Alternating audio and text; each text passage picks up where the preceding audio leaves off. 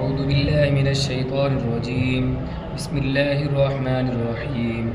اتل ما أوحي إليك من الكتاب وأقم الصلاة إن الصلاة تنهى عن الفحشاء والمنكر ولذكر الله أكبر والله يعلم ما تصنعون. ولا تجادلوا أهل الكتاب إلا بالتي هي أحسن إلا الذين ظلموا منهم وقولوا آمنا بالذي أنزل إلينا وأنزل إليكم وإلهنا وإلهكم واحد ونحن له مسلمون. وكذلك أنزلنا إليك الكتاب فالذين آتيناهم الكتاب يؤمنون به ومن هؤلاء من يؤمن به وما جحدوا بآياتنا إلا الكافرون.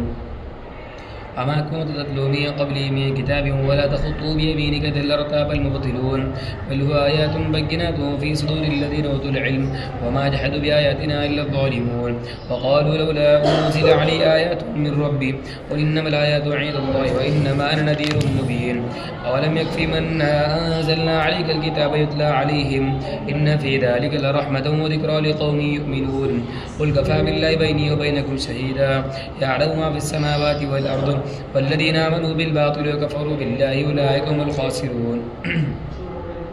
ويستعجلونك بالعذاب ولولا أجل مسمى لجاءهم العذاب وليأتينهم بغتة وهم لا يشعرون. يستعجلونك بالعذاب وإن جهنم لمحيطة بالكافرين يوم يغشاهم العذاب من فوقهم ومن تحت أرجلهم ويقول ذوقوا ما كنتم تعملون. يا عبادي الذين آمنوا إن أرضي واسعة فإياي فاعبدون.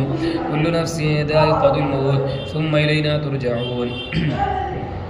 والذين آمنوا وعملوا الصالحات لنبوئنهم من الجنة غرفا تجري من تحتها الأنهار خالدين فيها نعم أجر العاملين الذين صبروا على ربهم يتوكلون. وكأي من دابة لا تحمل رزقها الله يرزقها وإياكم وهو السميع العليم. ولئن سألتم من خلق السماوات والأرض وسخر الشمس والقمر ليقولن الله فأنى يؤفكون. الله يبسط الرزق لمن يشاء من عباده ويقدر له إن الله بكل شيء عليم. ولئن سألتهم من نزل من السماء ماء فأحيا بالأرض من بعد موتها ليقولن الله قل الحمد لله بل أكثرهم لا يعقلون. وما هذه الحياة الدنيا إلا لهو ولعب وإن الدار الآخرة لهي الحيوان لو كانوا يعلمون.